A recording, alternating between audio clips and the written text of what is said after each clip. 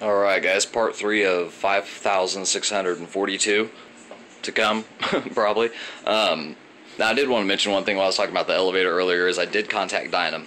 I noticed that on previous kits, some of the kits come with a leaflet inside. The leaflet states that the neutral position of the elevator needs to be 3 to 4 millimeters down elevator, which, just in case you get confused with that, and if you get confused with that, then you probably shouldn't be building or flying one of these. Okay, that's going to give you up a little bit. Now 3 to 4 millimeters, let me get it level here so you can see, is probably only going to be about that much, not much at all. But the Dynam highly recommends this. Okay, you don't want to set it. Usually you want to center all of your servos and have all your control surfaces flat. You do not want it. You want your stock position on the elevator to be 3 to 4 millimeters down elevator, which will give you the lift. Okay guys, that is a must with this plane. Trust me on this.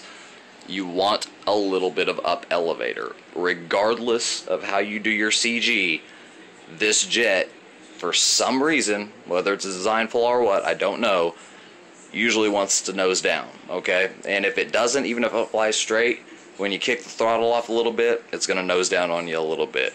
Giving it that little 3 to 4 millimeters of up stock elevator will help tremendously, guys. And then you can trim from there. If you need more, go for it. I wouldn't recommend taking less, but hey, it's however you guys fly.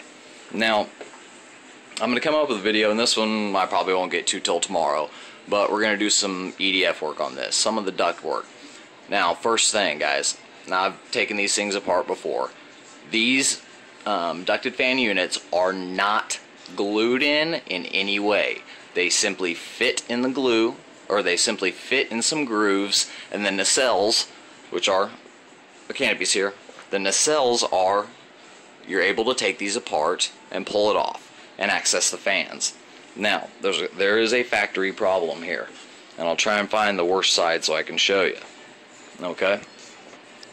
And I'm going to tell you how to fix this. Easy, awesome way to fix this. But you notice right in here, we've got some gaps.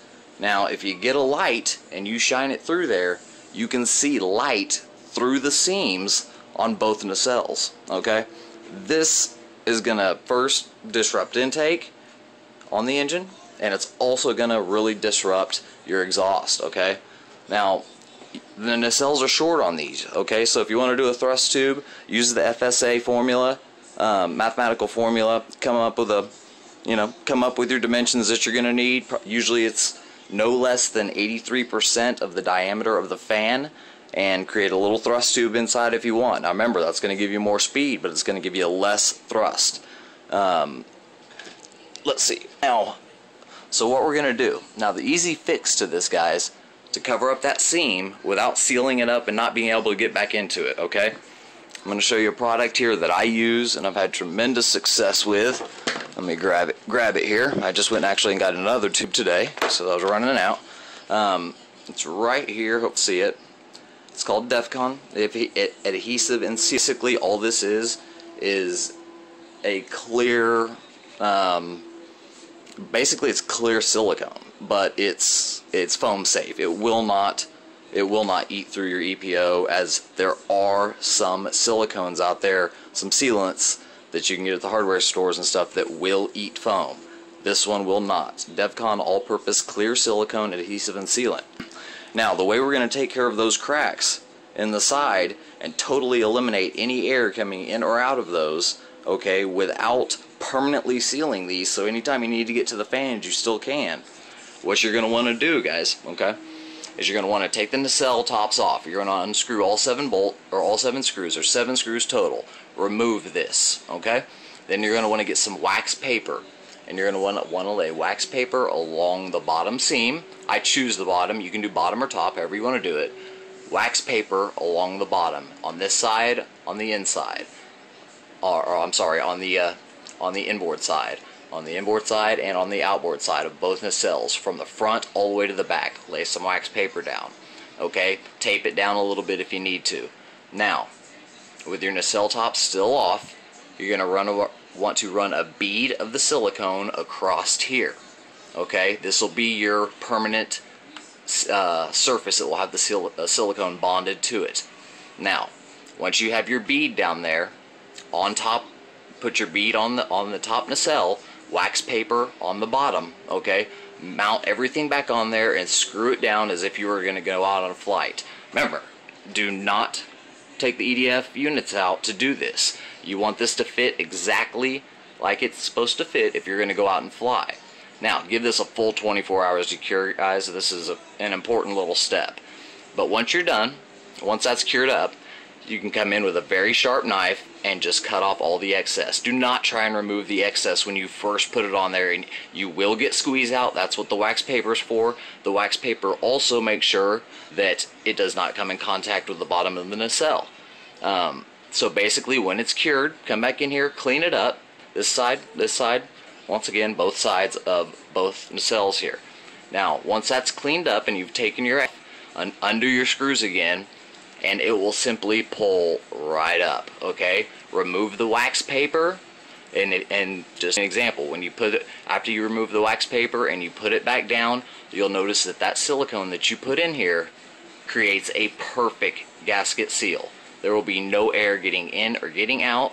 You'll have a set seal that is molded to the nacelles, and you will still be able to access the fan units at any time simply by unscrewing, pulling it off.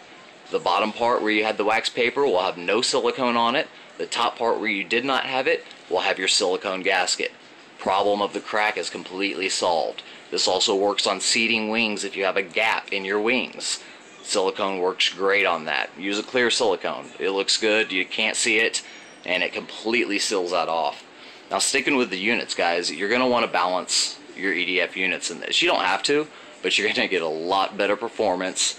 And I know you can't see it, but there are a lot of little pieces on the blades that need to be lightly sanded off. Just a lot of burrs on the blades. So you want to get in there, take these units out, clean the blades up, and while you have them out, balance them. I'm going to do a different video on how to balance EDFs without a dynamic balance and without any crazy balancing tools. There's a very, very easy way to balance these units that you can do at home with nothing special. If you've got a couple wine glasses and you have a simple prop balancer, just the middle center piece that you can fit the blade on, you can balance these things perfect with some tape, a couple wine glasses, and the centerpiece of a prop balancer. So I'll do a separate video on that because that's going to be a little bit more lengthy. So you want to do that. Now, while you have it off, after you've done your sealing, while you have it off, remember, put it in a ridge. They are not glued in. Now, what I recommend is, I usually don't use hot glue because of the weight. It is a heavy glue. So, but in this case, I am going to use hot glue. I'm going to take the top of the nacelle off. I'm going to locate my fan where it should be after I've balanced it and after I've cleaned it up. Okay, and then I'm going to use hot glue around the bottom and mount that fan in there, and then hot glue around the top, put my nacelles back on, make sure it's exactly where it needs to be, tighten everything back down as fast as possible, and let that hot glue dry, and your fans will be permanently mounted in there. I have seen some of these A-10s that people have not worked on to where one of the EDF units has actually been back almost 1/4 of an inch from where it started. That's not good, guys. You do not want that type of balance on your fans. These things always come off balance. Usually the blades rub on the housings until you wear it out a little bit. Mine actually did that when I was spinning up. You can see there on the bottom, hopefully, that it's actually, you know, I don't have a problem with that either. A lot of times I take it out and sand it first, but with this case it was barely rubbing, so I just ran it up and let it run for a little while. Probably 30-45 seconds. I would throttle it up and down, and eventually it took care of the blades where I need it to, but that made it off balance even more. So I'm going to take it out. I'll cover that in a completely new video, and we'll keep sticking to these parts on the A-10, giving you guys the right ideas to build this thing correctly so you won't have any issues. So I'll be back with another part here shortly.